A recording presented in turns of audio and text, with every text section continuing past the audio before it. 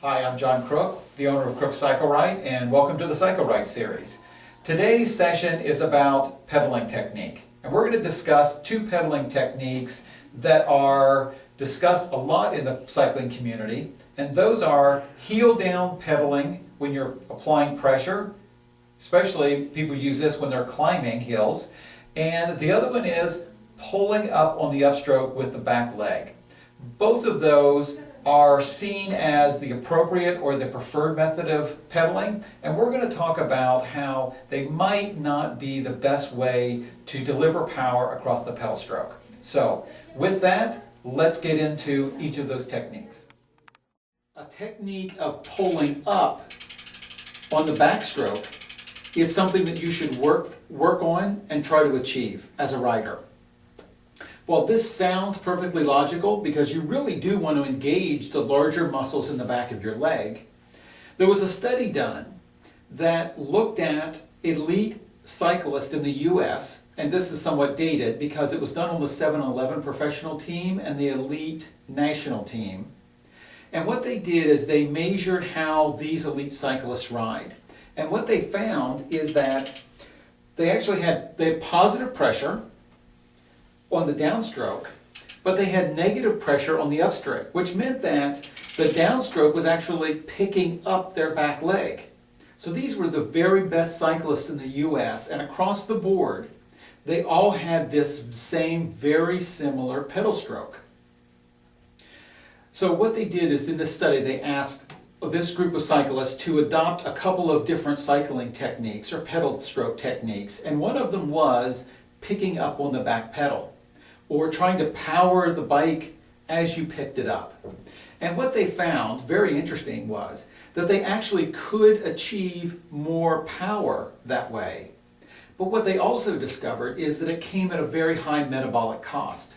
So that even though it felt like they were driving the bike with more power, it cost them metabolically more than it gained. So that pedaling the way they naturally pedaled, primarily on the downstroke, versus pulling on the upstroke, actually cost them more energy in the long run, which would fatigue them quicker. So even though they could achieve slightly more power, they certainly in the long run would fail at the end of a race because they were simply, they were out of energy. They could no longer drive the bike. So sounds like a great idea. It feels like you're developing a lot of power, but in practical usage, it doesn't give you much. Now, one of the things that I've found is that because of this knee over the pedal spindle idea, that a lot of cyclists are actually positioned behind the bottom bracket. And so if your center of gravity is behind the bottom bracket, what you would find is that the upstroke is very comfortable, because your weight is back there. And to pull up when your weight is positioned in that way is a pretty natural thing. However, it just is an example or a good symptom of how you might be out of position on your bike, but not as an indicator that that practically is the right way for you to pedal. Let's talk about pedaling technique myth number 2. And that is the idea of ankling. So the concept of ankling is that you engage your calf muscles while you're in your pedal stroke. While this sounds like a reasonable idea, as we discussed in the muscle system, they're also very small and typically tend to be stabilizing muscles. So the idea is that by ankling, across the top you drop your heel, and then at the bottom, you can use your calf muscles to drive across the bottom. What this is actually doing for you is that as you drop your heel here, your leg is driving at this angle.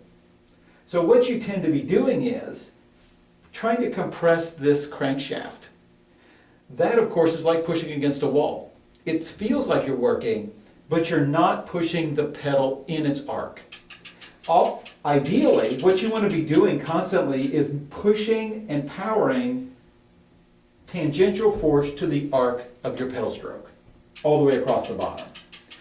So a much better use of your energy is to push across the top of the pedal stroke, maintaining your ankle angle at this point, not dropping your heel, pushing down through, and at the bottom you don't have to recover.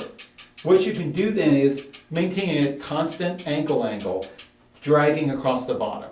It's a much more consistent and much more powerful pedal stroke through the arc. So again, it's a lot like pulling up. It may sound like a good idea, but ultimately the cost to the very small muscles in your calf and the constant movement of your ankle tends to put you in a position that both makes you more unstable. It also fatigues these small muscles very rapidly and makes it much harder at the end of the ride to deliver power through your pedal stroke. Okay, to sum up today's session on pedaling technique, there's a couple of things I want to reinforce. One of them is putting your heel down across the pedal stroke is wasting your energy and puts dead spots in your pedal stroke. So even though it feels unnatural and maybe not as powerful, pushing across the top of the pedal stroke will always give you more power and more even power across the top of the pedal stroke. And then as you're dragging across the bottom, allows you to continue that power stroke and not put you in a recovery mode as you even out your angle. It's really important to maintain a near 90-degree angle between your calf and your foot as you're going around the entire pedal stroke. Myth number 2 was pulling up on the backstroke adds power. So on occasion it might be helpful to do this, but as a long range power delivery system, it simply will not be as efficient as the more natural stroke that you employ like you do in your everyday life, such as climbing stairs. So with that, we'll talk next about the different positions across the different disciplines of cycling, road, mountain, and tri, and how they're different but similar in so many ways. So we'll be right back with you. See you soon.